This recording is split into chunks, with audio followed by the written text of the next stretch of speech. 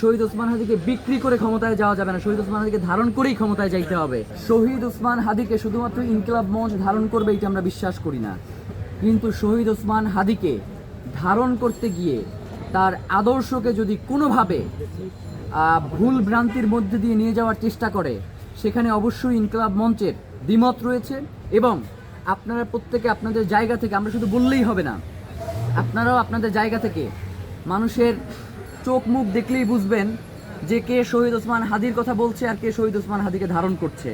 যার কারণে এই পুরো ব্যাপারটাকেই আমরা জনগণের হাতে ছেড়ে দিলাম যে কে শহীদ ওসমান হাদিকে ধারণ করে ভোটের মাঠে নামছে আর কে শহীদ ওসমান হাদিকে বিক্রি করবার জন্য ভোটের মাঠে নামছে, সেইটা বেছে নেওয়ার দায়িত্ব আপনাদের।